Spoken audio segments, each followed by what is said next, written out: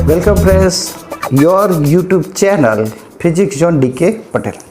Class 12 आज हम बात करेंगे इलेक्ट्रिक लाइंस। इलेक्ट्रिक लाइंस क्या है? तो इलेक्ट्रिक लाइंस का कॉन्सेप्ट हमें दिया माइकल फैराडे ने। Michael Faraday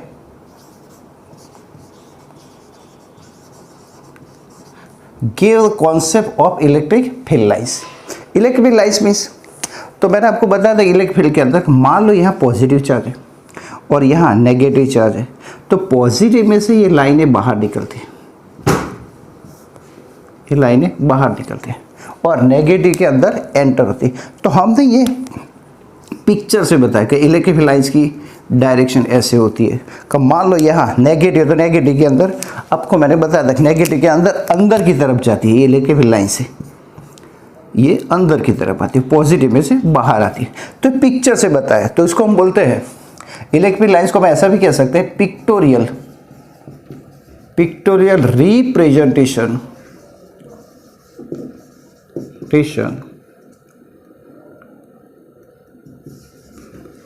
representation of electric field.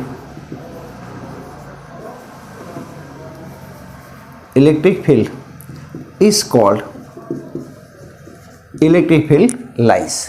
तो इलेक्ट्रिक फील्ड की लाइंस है कि पिक्चर से बताओ, pictorial representation of the electric field is called the electric fields lines. यहाँ इलेक्ट्रिक फील्ड है वो रियल है, पर लाइंस है वो इमेजिनरी है।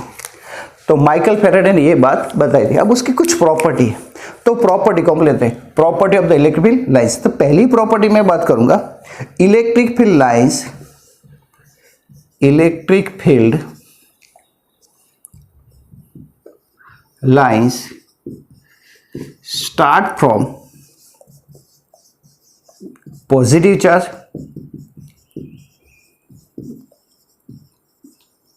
and end at negative charge। Electric field lines यहाँ पॉजिटिव चार्ज में जो स्टार्ट होती है और नेगेटिव में क्या हो जाती है, स्टॉप। तो इस बात को समझाने के लिए हम ऐसा ले सकते हैं कि यहाँ पॉजिटिव चार्ज है और यहाँ नेगेटिव है, और यहाँ से इलेक्ट्रिक लाइंस पॉजिटिव में से बाहर निकलेगी। तो यहाँ हम ऐसा बता सकते हैं पॉजिटिव में से बाहर निकल रही और यहाँ से पॉजिटिव में से नेगेटिव में इलेक्ट्रिक लाइंस जाएगी, ऐसे ऐसे जा रही है, पॉजिटिव में से बाहर निकलेगी और नेगेटिव में एंटर होगी। ऐसा भी बता सकते हैं कि पॉजिटिव में से बाहर आ रही है और यहाँ नेगेटिव के अंदर एंटर हो रही है। तो ये हमारी पहली प्रॉपर्टी थी। दूसरी बात करेंगे, if electric charge is isolated, अलग से हो। तो सेकंड प्रॉपर्टी की मैं बात करूंगा का electric charge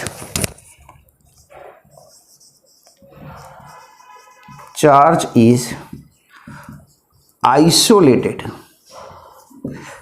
electric field lines start और एंड इंफिनिटी। अब ये कहना क्या चाहते हैं, electric charge is isolated, electric field lines start और एंड इंफिनिटी। तो यहां हम ऐसा कह सकते हैं कि मेरे पास ये पॉजिटिव चार्ज है, तो पॉजिटिव चार्ज में से इलेक्ट्रिक फील्ड लाइन से बाहर निकलेगी। तो यहां से हम ऐसा बता दें कि इलेक्ट्रिक फील्ड लाइंस यहां से बाहर निकली, यहां से हम बता देते हैं। तो ये इलेक्ट्रिक लाइंस वो कहां तक जाएगी, तो इंफिनिटी तक। अगर मैं नेगेटिव लूं तो नेगेटिव लूं तो अंदर की तरफ आएंगे, तो कहां से आई, तो इन्फिनिटी से आई, इन्फिनिटी से ये अंदर की तरफ आई। तो इसको हम बोलते हैं सेकंड प्रॉपर्टी। अगर पॉजिटिव है तो इन्फिनिटी तक दूर जाएगी और नेगेटिव तो इन्फिनिटी से अंदर की तरफ आएगी। तो ये आइसोलेटेड, अलग अलग चार्ज हो, तो पॉजिटिव नेगेटिव। पर पॉजिटिव नेगेटिव दोनों हो तो यहां से निकलेगी और यहां स्टॉप हो जाएगी, मतलब यहां से बाहर निकलती और यहां स्टॉप हो जाती, टर्मिनेट हो जाती यहां और यहां से स्टार्ट होती। तीसरी प्रॉपर्टी की बात करते हैं बच्चों, अब साथ में नोट बनाते रहना। प्रॉपर्टी नंबर 3 की मैं बात करता हूं।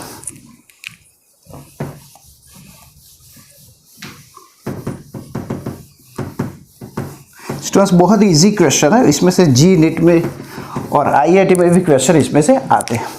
यहाँ से मैं थर्ड पॉइंट की ऐसे बात करता हूँ कि यहाँ से पॉजिटिव और यहाँ नेगेटिव चार्ज है।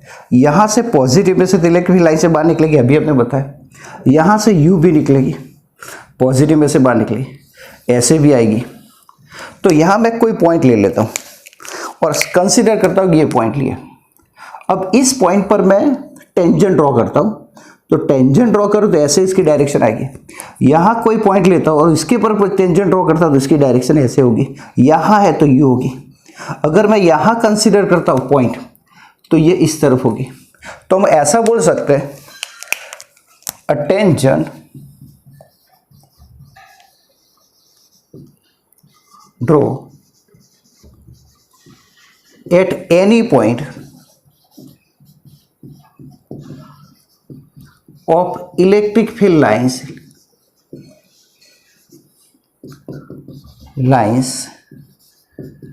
give direction of electric field। अगर मैं इलेक्ट्रिक लाइंस के कोई भी पॉइंट पर ऐसे टेंजेंट ड्रॉ करूं तो ये जो बता रहा है हमें इलेक्ट्रिक फील्ड की डायरेक्शन बता रहा है, तो वो हमें इलेक्ट्रिक फील्ड की डायरेक्शन बता रहा है। तो ये तीसरी प्रॉपर्टी थी। चौथी प्रॉपर्टी की बात करते हैं, electric lines are never intersect each other. चौथी प्रॉपर्टी के अंदर बात करते हैं कि electric field lines never intersect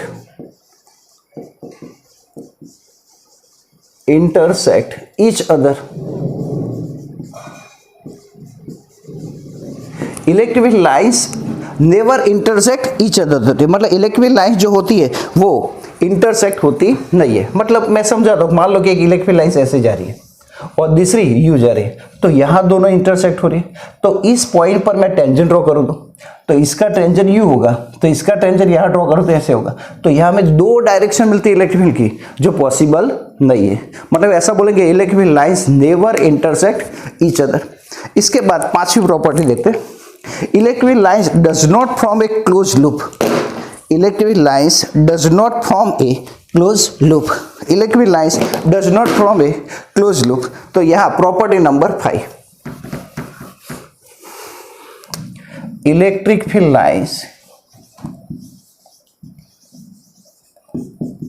lines do not form close loop. अब मैं यहां लेता हूं पॉजिटिव चार्ज और यहां नेगेटिव। तो अभी मैंने बताया कि पॉजिटिव में से लाइंस बाहर निकलेगी तो यू गई। अब नेगेटिव में से वो वापस पॉजिटिव में नहीं आएगी, मतलब ये पॉसिबल नहीं है। तो सिर्फ एक ही डायरेक्शन में जाएगी, वो इस तरफ आएगी नहीं। पॉजिटिव में से बाहर निकलेगी पर नेगेटिव में से फिर पॉजिटिव में नहीं आएगी। अगर ऐसा हो जाए तो ये लूप बन गया, मतलब ये ऐसा लूप बनाएगी नहीं, सिर्फ पॉजिटिव में से बाहर निकलेगी, ऐसे ही होगा। मतलब वो वापस इस तरफ आ सकती नहीं है। तो मतलब डज नॉट या do not form A close loop. अगर 2 हो या 4 हो 5 हो ऐसे कोई भी हो तो हम ऐसा बोलेंगे electric field lines do not form A close loop. मतलब ये ऐसे बाहर जा सकती है पर वापस ऐसे पॉजिटिव में से बाहर नेगेटिव, नेगेटिव में से पॉजिटिव में वापस आएगी नहीं, मतलब ये पॉसिबल नहीं है। तो यहाँ ये प्रॉपर्टी नंबर 5 थी। प्रॉपर्टी नंबर 6 देखते हैं, in a uniform magnetic fields electric lines are equidistant and parallel each other। 6th number, in uniform electric field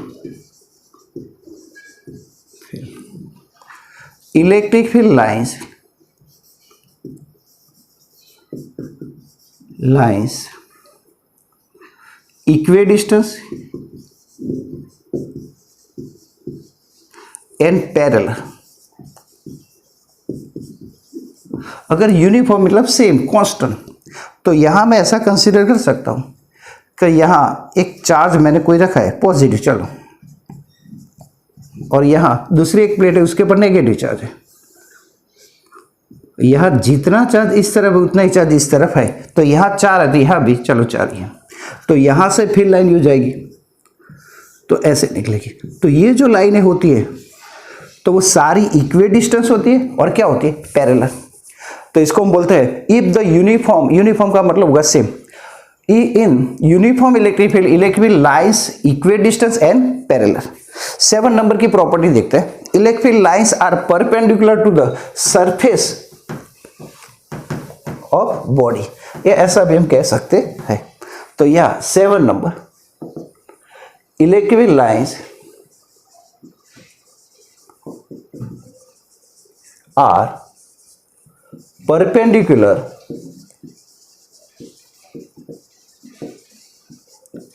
to surface. कोई भी सरफेस मैं ऐसी बना देता हूं, तो यहां से सरफेस पर इलेक्ट्रिक लाइंस कैसी होगी, तो इलेक्ट्रिक लाइन जो होगी वो इसके साथ 90 का एंगल ही बनाएगी।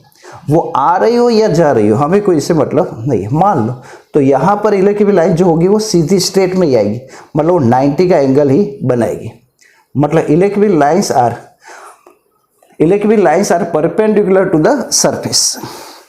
तो ये 7 नंबर की। 8 नंबर की प्रॉपर्टी की हम बात करते हैं।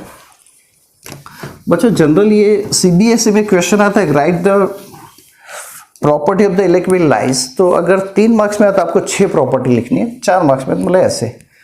या 8 नंबर, यहाँ मैं ऐसा करता हूँ कि यहाँ से इलेक्ट्रिक लाइंस बाहर निकलती है। अब ऐसा समझ सकते हैं। तो यहाँ आपने देखा होगा इलेक्ट्रिक लाइंस आर क्लोज है, यहाँ electric lines are close to each other, और यहाँ एक दूसरे से बहुत दूर है तो फार ईच अदर। तो यहाँ इलेक्ट्रिक फील्ड क्या होगा, तो स्ट्रॉन्ग इलेक्ट्रिक फील्ड होगा, स्ट्रॉन्ग इलेक्ट्रिक फील्ड होगा। और यहाँ क्या होगा, तो वीक इलेक्ट्रिक फील्ड होगा। उसी तरह हम ऐसे बात करेंगे, मान लो यहाँ पॉजिटिव है, यहाँ से इलेक्ट्रिक लाइंस बाहर आती है, इलेक्ट्रिक लाइंस बाहर आती है। तो इस एरिया में देखो नजदीक क्लोज है, तो यहाँ इलेक्ट्रिक फील्ड ज्यादा होता है, स्ट्रॉन्ग होता है। पर यहाँ जाते हैं तो इलेक्ट्रिक फील्ड देखो लाइनें दूर हो जाती है, फार हो जाती है, तो मतलब यहाँ इलेक्ट्रिक फील्ड कम होगा। तो यहाँ इलेक्ट्रिक फील्ड जो होता है वो थोड़ा ज्यादा होता है, मतलब स्ट्रॉन्ग होता है। और यहाँ क्या होता है, कम होता जाता है जैसे जैसे दूर जाए। तो ऐसा एक बात है कि मान लो हम फैन के नीचे हो तो वहाँ हवा ज्यादा आती है, मतलब वहाँ इलेक्ट्रिक फील्ड ज्यादा होता है, पर दूर हो तो इलेक्ट्रिक फील्ड कम आता है। तभी तो कहते हैं छोटे बच्चों को फैन के नीचे नहीं सुलाना चाहिए, क्योंकि वहाँ हवा ज़्यादा आती है, मतलब इलेक्ट्रिक फील्ड डायरेक्ट आ जाती है, हवाएं ज़्यादा आती है। तो यहाँ बच्चों ये 8 इलेक्ट्रिक फील्ड लाइंस की प्रॉपर्टी थी। अब मैं इसके रिलेटेड कुछ IIT में और PMT में नीट में आए हुए क्वेश्चन को हम देखते हैं। तो आपको ये 8 प्रॉपर्टी अच्छी तरह समझ में आई होगी। इस वीडियो को 1-2 बार देखिए तो आपको समझ में आ जाएगा। अब बच्चों उसके एग्जाम्पल कुछ लेते हैं। Example number 1. In figure, lines of the force due to the point charges Q1 and Q2 placed at point A and B respectively. ये CBSE में पूछा हुआ है। 1 से 4 ऑप्शन और ये हमें फिगर ड्रॉ करके दिए। यहाँ ऐसा लिखा है Q1 पर, मतलब A पॉइंट पर Q1 चार्ज है और B पॉइंट पर Q2 चार्ज है। तो इसमें से कौन सा रिलेशन होगा। यहाँ बच्चों एक बात याद रखना, इलेक्ट्रिक लाइन्स का एक दूसरा नाम भी है इलेक्ट्रिक लाइन्स ऑफ फोर्स। इसको इलेक्ट्रिक लाइन्स को हम बोलते हैं electric field lines of force भी बोला जाता है, और फोर्स भी कहते हैं, मतलब यहाँ फोर्स वर्ड यूज किया इसलिए। तो यहाँ देखो बच्चों क्या होगा, तो अभी मैंने दिखाया पहली प्रॉपर्टी क्या थी कि अगर पॉजिटिव हो तो इलेक्ट्रिक लाइंस बाहर निकलेगी, ये नेगेटिव मतलब यहाँ से अंदर की तरफ जा रही है, तो ये एरो इस तरफ अंदर की तरफ, मतलब ये क्या होगा, नेगेटिव। यहां से भी अंदर आ रही है इसके तरफ, तो अंदर आ रही है क्या होगा, नेगेटिव। अगर बाहर जाती तो आपको मैंने बताया पॉजिटिव है तो बाहर जाएगी इलेक्ट्रिक फील्ड लाइंस, और अगर नेगेटिव है तो अंदर की तरफ आएगी। तो एरो अंदर की तरफ हो तो समझ लेना अंदर की तरफ वाले मतलब नेगेटिव होगा। तो Q1 और Q2 दोनों क्या हो गए, नेगेटिव। तो Q1 और Q2 नेगेटिव, ऐसा ऑप्शन कौन सा है, तो C ऑप्शन है। तो ये एग्जाम्पल नंबर 1 था। एक एग्जाम्पल नंबर 2 भी देखते हैं। Example 2, from figure find the Q1 upon Q2 is equal to blank. यहाँ 4 ऑप्शन दिए है, यहाँ Q1 और Q2 चार्ज है। अब देख सकते हैं Q1 जो चार्ज है इसमें से कितना होगा, तो Q1 में से 1 2 3 4 5 और 6 लाइनें निकलती है, पर अंदर की तरफ आ रही है, तो मतलब नेगेटिव होगा। यहाँ Q2 क्या होगा, तो Q2 में आप देख सकते हैं 1 2 3 4 5 6 और 6 12 और 3 6 और 18, मतलब बाहर निकल रही है, मतलब क्या होगा पॉजिटिव। तो Q1 जो है वो नेगेटिव और Q2 क्या है वो पॉजिटिव है। अब हमें तो दोनों का रेशियो फाइंड करना है, तो Q1 अपॉन Q2, तो दोनों का रेशियो क्या होगा। तो यहाँ Q1 की वैल्यू -6 है और ये 18, पर कोई भी ऑप्शन में माइनस नहीं है, मतलब यहाँ मैग्नीट्यूड की बात है, तो हम ऐसा भी लिख सकते हैं मैग्नीट्यूड की बात है, तो मैग्नीट्यूड मतलब दोनों का क्या होगा प्लस हो जाएगा 6 अपॉन 18, तो आंसर आएगा 1/3, तो 1:3। तो हमारा आंसर कौन सा है 1:3, ऐसा आएगा। तो ये एग्जाम्पल नंबर 2 था। एग्जाम्पल नंबर 3 की बात, एग्जाम्पल 3 IIT 2001 में पूछा हुआ है। यहाँ 4 फिगर हमें दिए, कौन सी फिगर सही है। तो पहली फिगर में देखो क्लोज लूप बना रहा है बीच में, तो हमने बोला था electric lines do not form A close loop, मतलब ये तो आएगी नहीं, क्लोज लूप नहीं बनेगा। यहाँ आप देख सकते हैं इसमें भी क्लोज सर्कल बना दिया है, मतलब क्लोज लूप तो बनाएगी नहीं इलेक्ट्रिक लाइंस, मतलब ये भी नहीं आएगी। यहाँ भी देखो क्लोज लूप बन रहा है, तो क्लोज लूप बनेगा तो ये भी नहीं आएगी, तो बच्ची कौन सी, तो ये फिगर, यहाँ कोई क्लोज लूप नहीं बन रहा, मतलब इलेक्ट्रिक लाइंस है, तो हमारा आंसर होगा ये, मतलब ये IIT का क्वेश्चन था। तो इलेक्ट्रिक लाइंस के लिए आपने से देखा क्लोज लूप नहीं आएगा, मतलब इसमें क्लोज लूप नहीं है, तो वो हमारा आंसर। आगे देखते हैं एग्जाम्पल 4। एग्जाम्पल 4 IIT 2008 में पूछा हुआ है। यह एक फिगर थी और ये इसमें से कोई एक आंसर इसका है 4 ऑप्शन में से। तो आप देख सकते हैं यहाँ Q1 है और Q1 में से लाइनें बाहर निकल रही है, तो Q1 में से कितनी लाइनें बाहर निकल रही है, तो आप देख सकते हैं 3 और ये 3 6 और ये 3 9 9 और ये 3 12। अब Q1 में एंटर लाइनें हो रही है कितनी, तो 3 ये 6 और 7 और ये 8, मतलब टोटल 8 है, पर 8 मतलब क्या होगा नेगेटिव, क्योंकि अंदर की तरफ आ रही है, बाहर तक जाए तो पॉजिटिव होगा।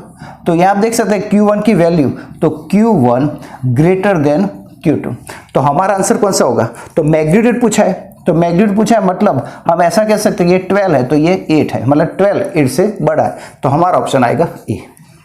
IIT 2008 में ये क्वेश्चन पूछा था। अब आगे का क्वेश्चन एग्जाम्पल 5 लेते हैं।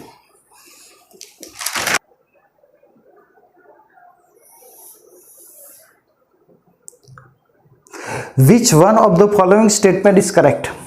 ये एम्स 2006 के अंदर आया है, तो यहाँ हमें फिगर ड्रॉ करके दी और 4 ऑप्शन है।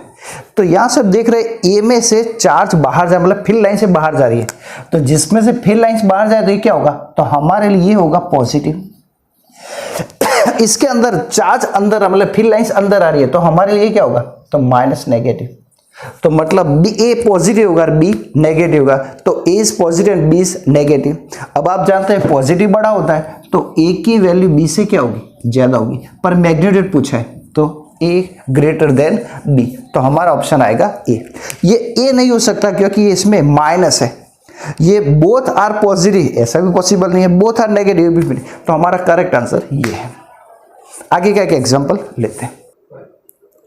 यहाँ 4 ऑप्शन दिए, मतलब AIPMT, जो अभी इसका नाम हो गया नीट, पहले उसको all India pre medical test बोलते थे, पर अभी इसका नाम नीट हो गया। तो यह एक फिगर ड्रॉ करके दिए, इसमें 4 ऑप्शन में से क्या होगा, तो Q1 चार्ज है, तो चार्ज मतलब इलेक्ट्रिक लाइंस की डायरेक्शन अंदर की तरफ है, तो अंदर की तरफ हो तो हम क्या बोलेंगे इसको नेगेटिव। इसमें से फिल लाइंस बाहर जा रहे थे, क्या होगा पॉजिटिव। तो Q1 नेगेटिव, तो देखो पहले में तो दोनों नेगेटिव, वो तो है नहीं, दूसरे में बोथ आर पॉजिटिव, तो एक नेगेटिव और एक पॉजिटिव, ये भी नहीं है। Q1 पॉजिटिव है, पर यहाँ तो Q1 क्या है नेगेटिव, मतलब ये भी नहीं है। Q1 नेगेटिव और Q2 पॉजिटिव, तो हमारा करेक्ट आंसर डी है।